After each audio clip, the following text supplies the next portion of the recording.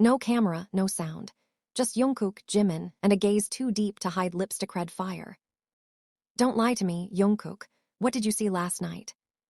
The question pierced the thick silence like glass cracking under pressure. The door had sealed shut behind them 20 minutes ago, and still, no one had spoken, until now. No camera, no sound. Just the two of them, breathing too loudly in the claustrophobic red glow of the panic room. Jungkook didn't answer. He stood still, his jaw clenched, muscles taut, black shirt damp with sweat that hadn't been there when he walked in. Across from him, Jimin's fingers twitched near the hem of his coat, the soft shimmer of silver rings catching the crimson lead light. His eyes were wild, too sharp, too vulnerable. Jungkook knew that look. It was the same one Jimin wore the night the studio burned. Silence again. Outside, chaos was still echoing from the rehearsal building. They had been pulled into this room by a faceless voice, security protocol, they said, an internal breach. But something else had breached first, trust. Jimin took a step forward, boots echoing softly on the polished black floor. You looked through my files.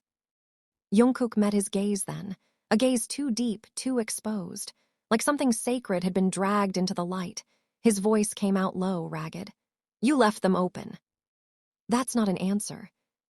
The smell of something chemical, sterile, like disinfectant and static, hung heavy in the air. The red light overhead flickered for a heartbeat. In that flicker, Jimin looked more like a shadow than a man. I didn't mean to, Jungkook said, eyes narrowing, but I saw enough. And there it was, a slow exhale, not relief, not surrender, the sigh of someone caught. The silence wasn't safe anymore. It felt like a blade against skin. Jimin turned his back to him, fingers now clenched into fists. You don't understand what it means. You think you know me, Jungkook. You don't even know yourself. That landed deeper than he expected. Jungkook's eyes dropped to his hands, one still faintly trembling from the last show's encore. The crowd, the lights, the roar, none of that had prepared him for this. For Jimin's face when the folder opened. For the names, the signatures, the one redacted photo. You're being watched, Jungkook whispered. Jimin laughed, bitter and brittle. We're always being watched. No, Jungkook's voice was sharper now. This isn't the company, this is different. You've been covering for someone. Jimin turned slowly, and there was something in his eyes Jungkook had never seen before. Not on stage, not in late-night ramen runs, not even in the silence of hotel hallways after shows. Guilt. You think you're ready for the truth, Jimin said quietly. But if you were, you wouldn't still be here. Jungkook stepped closer, the space between them now only heartbeats wide. Then tell me, let me decide. But Jimin just smiled, soft and haunted. I already did. Jungkook's breath caught. The door beeped once, then twice. They both turned, instincts sharpened by years of choreography and survival. The lock disengaged. A voice came through the speaker, flat, synthetic, empty. Emergency protocol lifted. You are free to go. The door opened, revealing only more red light beyond. Neither of them moved. Because in this room, stripped of cameras, stripped of microphones, stripped of masks, something irreversible had been spoken without words. And the stage would never look the same again. Did you think I wouldn't recognize that signature? Jungkook's voice cracked as it cut through the neon-red afterglow of the corridor. The door had closed behind them moments ago, sealing the panic room's silence like a tomb. Now they were in the underbelly of the building, a corridor that wasn't supposed to exist on any blueprint. Pipes rattled above them. The walls were damp, cold, like the skin of something dead and waiting. Jimin walked ahead, fast, shoulders rigid with fury and panic, his coat trailing like a shadow.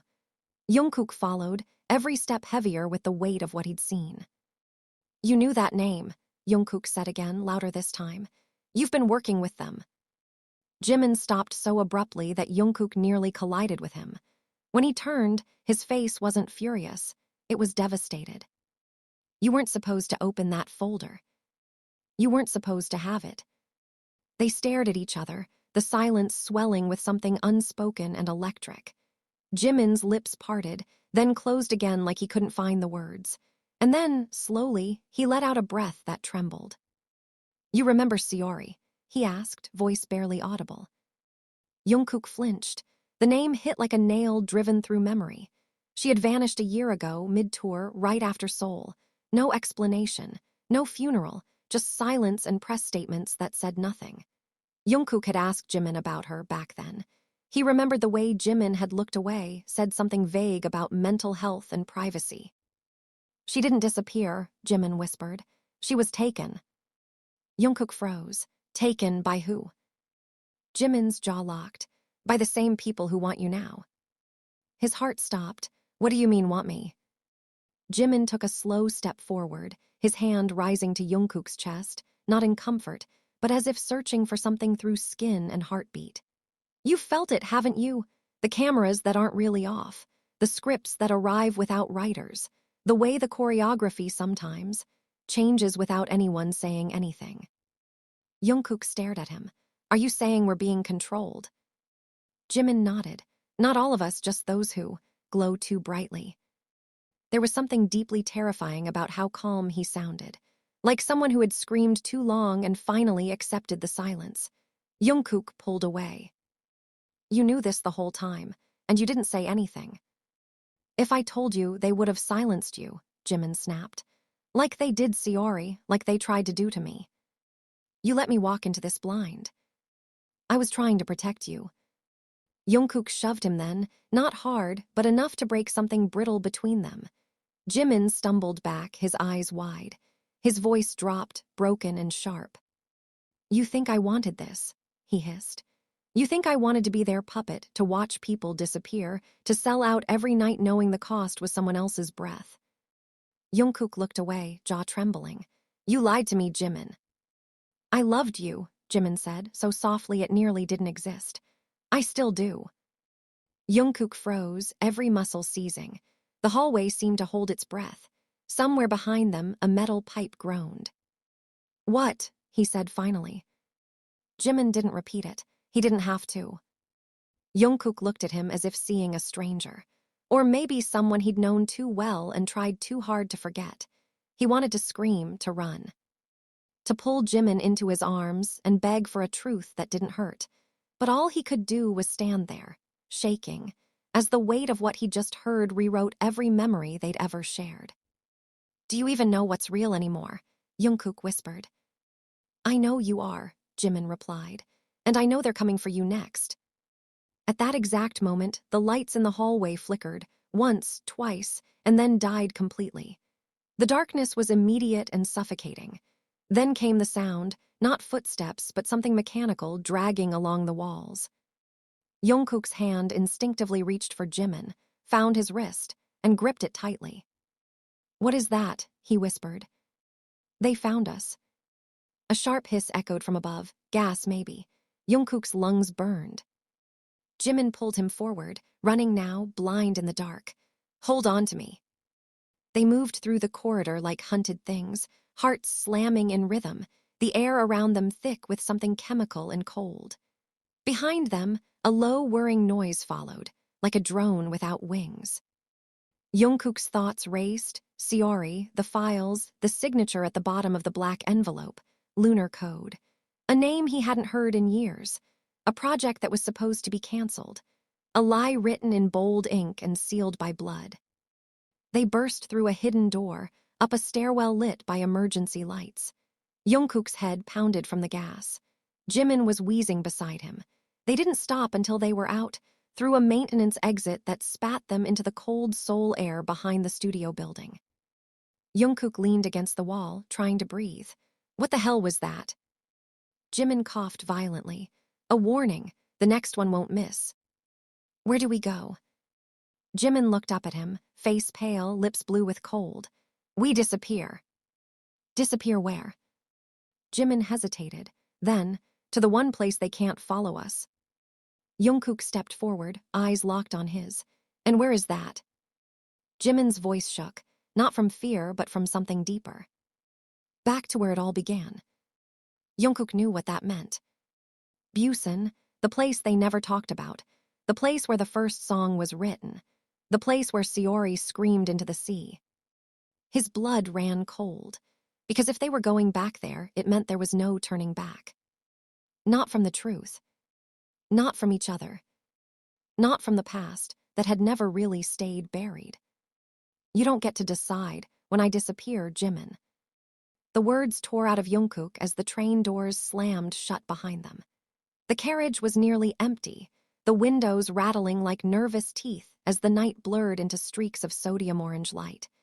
Jungkook stood in the aisle, chest heaving, fingers still numb from gripping Jimin's wrist all the way through the underground passage. Jimin sank into the seat by the window, pulling his hood up like a shield. "Sit down before someone notices you." "I don't care if they notice me," Jungkook snapped, but he sat anyway, dropping into the seat across from him. The faint reflection of their faces in the dark glass made them look like ghosts haunting their own bodies. "You drag me into this mess, tell me you love me, and then tell me we have to vanish like criminals." Jimin stared out at the speeding darkness. "We already are criminals, you just didn't know it yet." Jungkook leaned forward. "Then explain it to me, all of it. No more riddles, no more half-truths." The train swayed, a metallic sigh filling the cabin. For a long time, Jimin said nothing. Then his voice came, low and raw. "I was 17 when they first contacted me. Not the company, something else. They said they were running a creative incubator, underground, anonymous. They promised control, freedom from the machine." Jungkook scoffed bitterly. "And you believed them?" "I was tired of smiling on command," Jimin said sharply. "Tired of pretending I wasn't bleeding inside every time someone rewrote my face, my sound, my soul.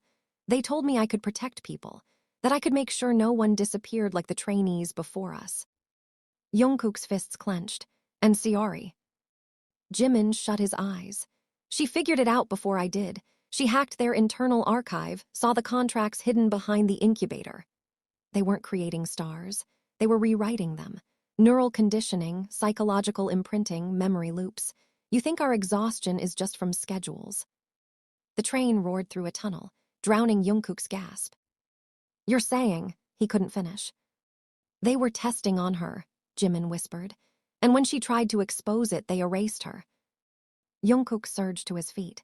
"You told me she was on hiatus." "I was told to," Jimin shouted back, too loud, too emotional. A couple at the far end of the carriage glanced up. Jimin lowered his voice, shaking. "They showed me footage, Jungkook, of her begging, of what happens when someone refuses to be edited." Jungkook dropped back into his seat, stunned. His skin felt wrong, like it didn't belong to him anymore. "Then why didn't you burn it all down?" "I tried," Jimin said. "That's when they turned their eyes on you." Jungkook's heart skipped. "Why me?" "Because you don't break," Jimin said, tears finally sliding down his cheeks. "They can't control what you don't doubt, and you've never doubted yourself, not really. They want your mind." Jungkook leaned closer, voice trembling. "And you love me enough to offer me up?" Jimin flinched as if struck. "No, I love you enough to ruin everything." The train began to slow. Busan's outskirts crept into view, dark warehouses, silent docks, the black mouth of the sea. The air in the carriage felt heavier with every second. "You said Busan is where it began," Jungkook said. "What are we really going back for?" Jimin wiped his face with the sleeve of his hoodie, eyes blazing now with something reckless. "There's a server farm under the old fishery. It's where Lunar Code was born, where Seori hid her last backup." Jungkook stared at him. "You're telling me her memories are still there?" "Not memories," Jimin said. "Proof." The train screeched to a halt. The doors slid open with a hiss that sounded far too much like the gas back in Seoul. They stepped onto the platform, the smell of salt and rust slamming into them like a forgotten dream. Jungkook grabbed Jimin's arm before he could walk away. "If this is a trap, I swear." Jimin met his eyes, face open and wrecked and terrifyingly sincere. "Then we die honest." The words hung between them like a vow and a curse. Somewhere above the station, unseen, something shifted in the dark. The sky above Busan was the color of broken television, gray, humming, waiting to snap. Jungkook stepped off the crumbling curb outside the station, boots scraping wet asphalt, every instinct in him screaming to turn back. But Jimin was already walking ahead, hood up, body tense like a drawn wire. The city smelled like memories and danger, rain on old concrete, diesel from a passing truck, salt from a sea that had seen too much. They hadn't spoken since the train. The silence wasn't comfortable, it was volatile. Everything unsaid simmered like thunder in their throats. The kind of silence that knew where to hit hardest if it shattered. "Tell me again why the hell I'm following you," Jungkook muttered, catching up to him. Jimin didn't slow. "Because I'm the only one who knows where the dead go to scream." Jungkook grabbed his arm, spinning him around. "I'm not playing riddles anymore. Not after Seoul. Not after what you said on that train." Jimin's eyes met his, sharp, wet, furious. "And what did I say?" "You said you love me." The words landed between them like a detonation. Jimin blinked, visibly shaking now, but Jungkook didn't pull back. "Do you?" Jungkook asked, voice low, trembling. "Or was that part of the manipulation, one more psychological lever to get me here?" Jimin's laugh was cracked glass. "You really think I'd risk everything for this, because it was part of some sick protocol?" "You've kept secrets from me for years," Jungkook growled. "I don't know what's real with you anymore." "I kissed you behind the dorm the night we won our first award," Jimin snapped. "I held your hand in Tokyo when you had a panic attack and told everyone it was allergies. I sat in your bed for 3 hours when your father was in the hospital, even when you didn't say a word. Was that fake too?" Jungkook faltered, his breath hitched. "Then why not tell me?" he whispered. "Why keep me out?" "Because they watch everything," Jimin said, voice raw. "Every message, every glance. I wanted the only real thing in my life to stay untouched." "And yet here we are," Jungkook said bitterly. They stood there, soaked in tension and drizzle, until Jimin finally broke the eye contact, walking again. "You'll hate me more before this is over," he said. "Too late," Jungkook muttered, following him. They wound through alleys that looked like time forgot them, rusted gates, flickering signs, shuttered shops. Jimin led them down into a service tunnel behind an abandoned fishery, punching a rusted keypad with a code Jungkook pretended not to memorize. The steel door groaned open. The air inside was cold, mechanical. The walls were lined with humming servers, their lights blinking in unreadable rhythm. It was like stepping into the nervous system of a dead god. Jimin walked to a control panel, fingers shaking as he typed in a secondary passcode. One of the server racks slid open with a hiss, revealing a small, black terminal with a biometric reader. "She encoded it with her heartbeat," Jimin whispered. "Literally, a heartbeat signature, her last one recorded during her final session." Jungkook felt something sink in his stomach. "You said she was erased." "She was, but she fought it, this is her ghost." He watched as Jimin pulled a small, silver chip from his jacket and inserted it into the terminal. A low whine filled the room. The screen flickered once, twice, and then stabilized. A video began to play. Saori. But not the Saori he remembered, not the glittering star with choreographed perfection. This version was stripped raw. Hair messy, eyes hollow, face pale under fluorescent lights. She sat in a metal chair, cables attached to her temples. "If you're watching this," her voice began, "then they haven't found it. That means Jimin made it out. That means Jungkook, you know now." Jungkook's breath caught. "They lied to us. Lunar code isn't an innovation, it's a weapon, a neurological override system. It hijacks emotional memory to control behavior. They tested it on me. I saw the prototypes. Jimin was next. Jungkook, you're the final model. They want your stability, your clarity, your ability to hold emotion without fracturing. They want to inject that into the code." Jimin's fists clenched. "Destroy this place," Saori said, tears slipping down her cheeks. "Burn it to the ground, and never trust anyone who calls you perfect." The screen went black. For a full minute, neither of them moved. Then the power died. Not just the terminal, the entire server room. Darkness swallowed them whole. A red emergency light blinked once above the door. Jungkook turned slowly. Was that supposed to happen? Jimin's voice was cold.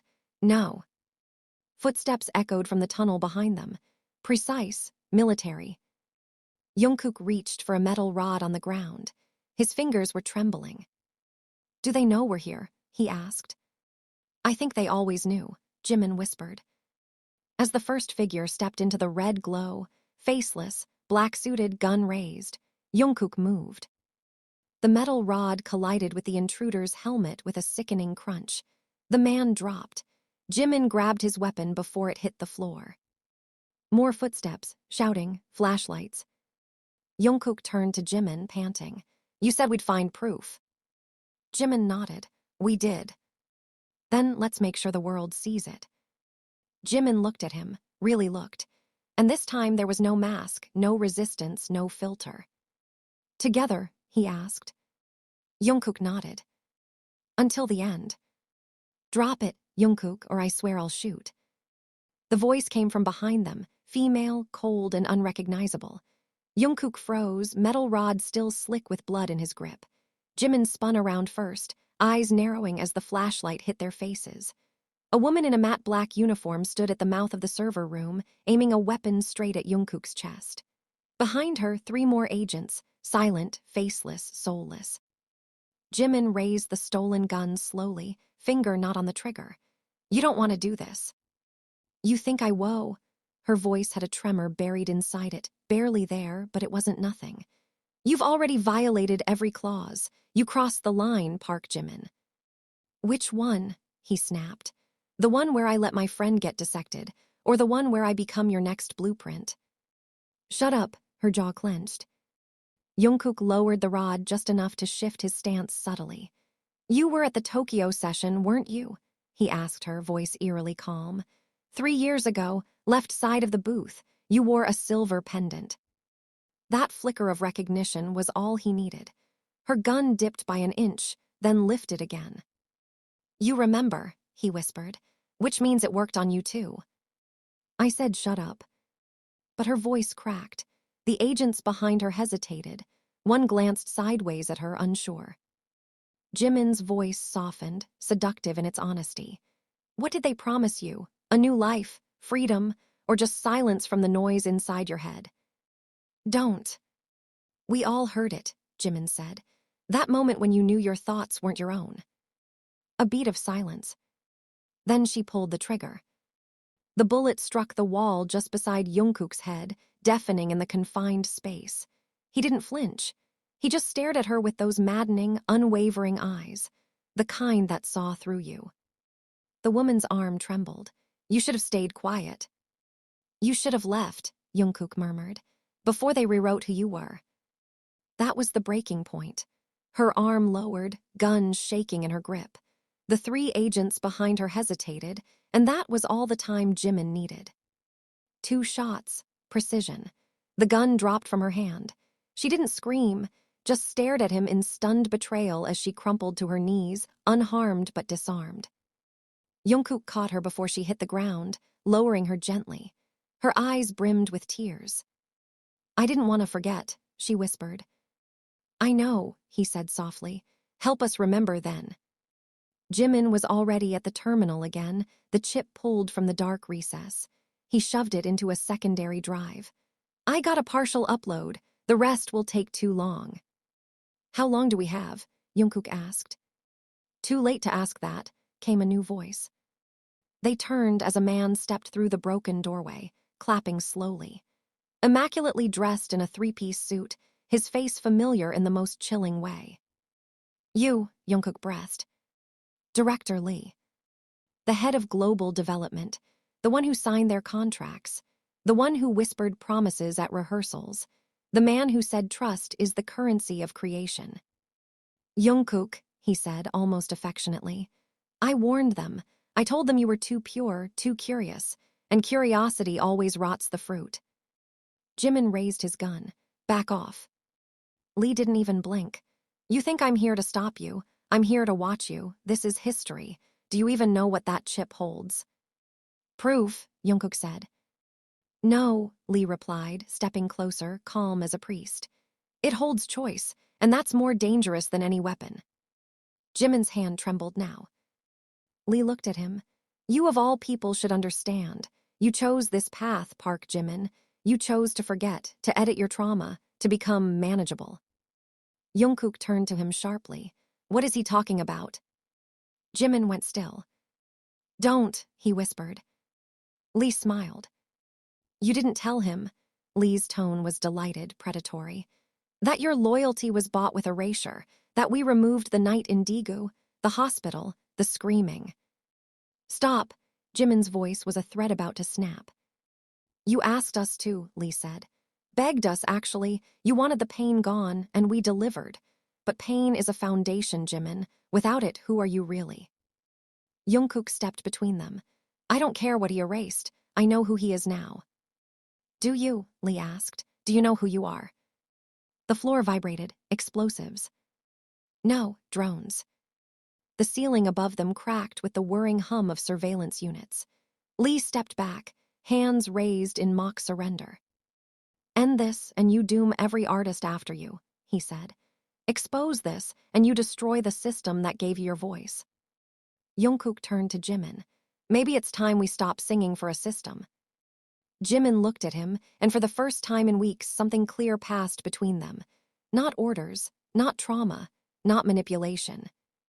Truth. Jimin pulled the trigger. Lee dropped. Not dead, sedated. His body crumpled like an obsolete file being deleted. Jungkook moved fast, grabbing the chip, the backup, everything Seori had fought to leave behind. The female agent rose slowly behind them, face blank but eyes burning with something real. Where will you go? She asked. Somewhere we were never meant to exist, Jungkook said. Jimin smiled grimly. Where the system can't follow. As they escaped through the tunnels, sirens rising behind them, systems failing, alarms wailing like dying gods, Jungkook looked back once. The red light of the server room flickered. And then it went dark. The rain hadn't stopped since Buen bled red. Jungkook and Jimin sat inside a broken-down motel just outside Muryong, the kind of place where nobody asked your name and even fewer remembered your face. Faded curtains, the hum of fluorescent lights, water dripping into a rusted sink.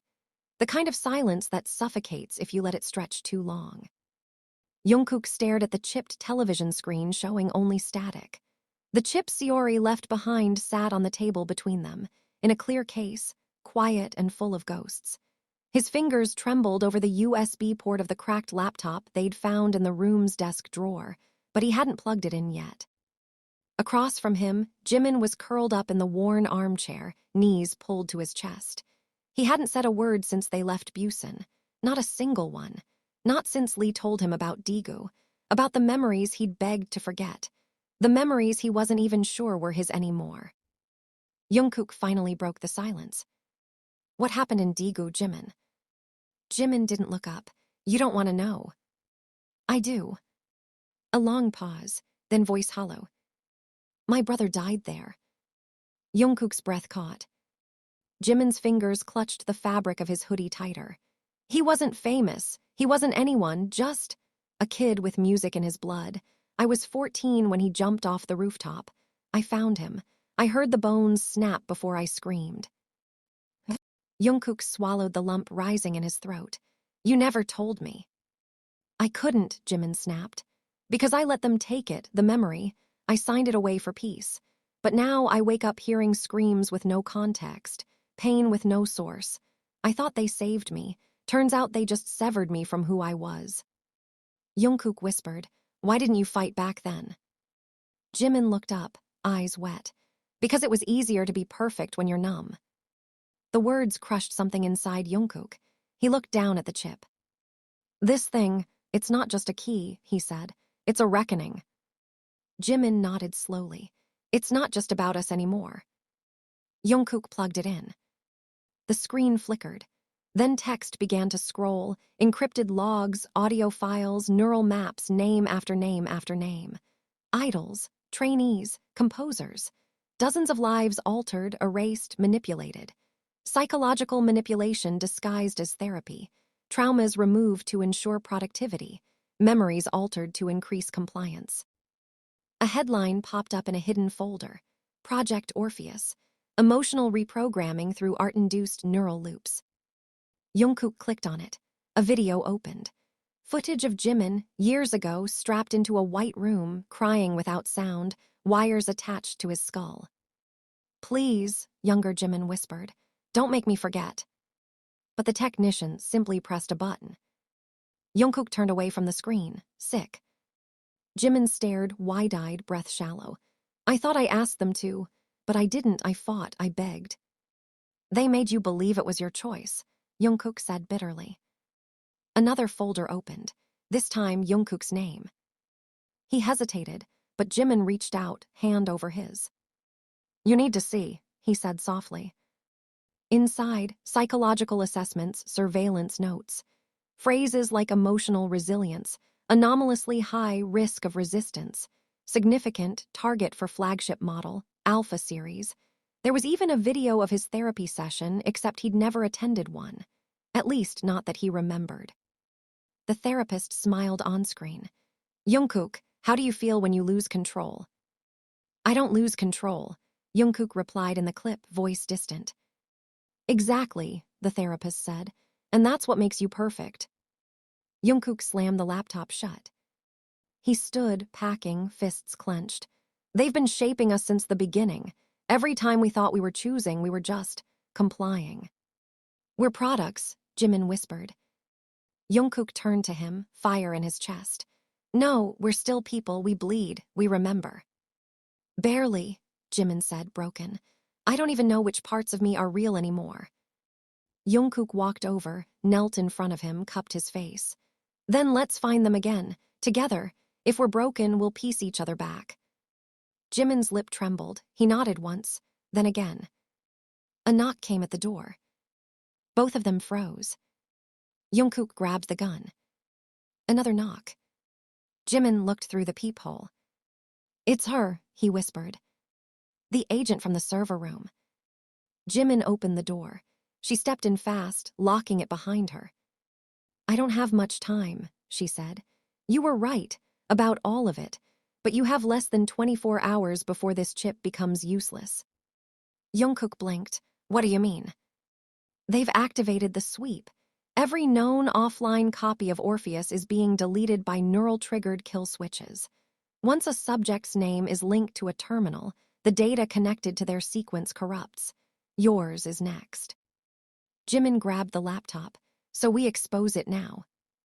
"I'll buy you 30 minutes, she said. "I'll scramble their next signal sweep. After that, you're on your own." "Why help us?" Jungkook asked. She looked at him, almost like she was trying not to cry. "Because my sister was on that list." She disappeared into the night. Jimin turned to Jungkook. "Where do we go?" Jungkook exhaled.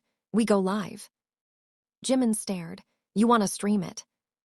"They trained us to perform," Jungkook said grimly. "Let's give them a show they can't erase." The warehouse was empty, cold, industrial, lit only by flickering emergency lights. The wind outside howled like it knew something irreversible was coming.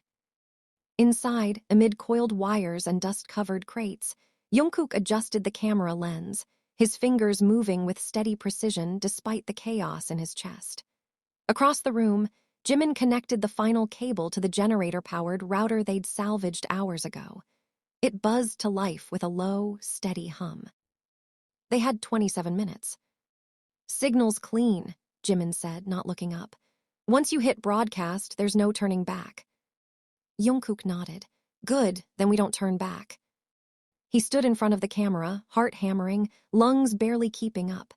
The chip sat beside the laptop, the files decrypted and waiting like an exposed nerve. They could feel it, eyes in the sky, satellites shifting, systems pinging for their location. The silence before the storm was too loud now. "Are you sure?" Jimin asked softly. Jungkook looked at him, gaze steady. "No." Jimin smiled. "Good, that means it's real." Jungkook took a breath. Then he went live. The screen blinked. Across thousands, millions of devices, the stream ignited. Fans expecting a surprise comeback, a teaser, a confession. They got something else entirely. Jungkook's face filled the screen, raw and lit by the sterile glow of truth. "My name is Jeon Jungkook," he said, "and everything you think you know about us is a lie."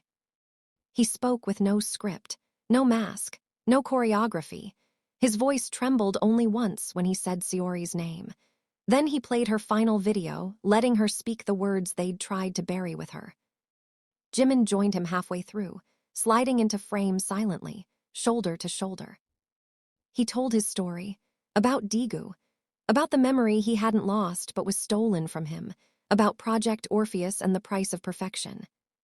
They showed the files, the therapy sessions, the falsified consent forms, the neural blueprints coded into every beat, every chorus, every curated breakdown. They didn't cry, not on camera. But the silence that followed was heavier than any tears. "We are not the product of your fantasies," Jungkook said quietly. "We're people, and we remember now." Jimin leaned closer to the mic. "If they come for us after this, remember why," he whispered. "And remember who's next if you say nothing." The feed began a glitch. Their time was up.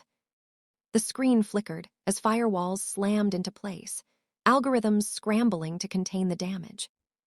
Jungkook looked at Jimin. "You ready?" Jimin smirked, born ready. Then he kissed him. Not like a performance, not like a tease, but like two souls finally done hiding. The screen went black. The footage vanished within minutes from every major platform. Links dead, accounts suspended, headlines muted, but it was too late. People had seen it. Screenshots, audio rips, fragments of confession living in 10 million cloud backups.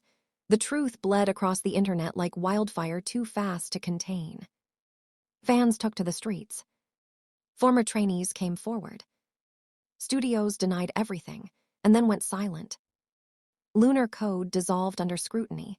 Executives vanished. Directors resigned. And Jungkook and Jimin. They disappeared. Some said they fled to Iceland. Others claimed they were in hiding with Seori, alive under a new name. A few believed they were dead, erased like the files they exposed. But one day, months later, a short video appeared on an obscure site. It was blurry, shaky, shot in low light. Two silhouettes sat on a beach. One sang softly. The other played guitar off-key but smiling. No names, no hashtags. Just a caption. "We're still here, so are you." And in the background, the ocean kept singing. Because truth, once spoken, never really disappears.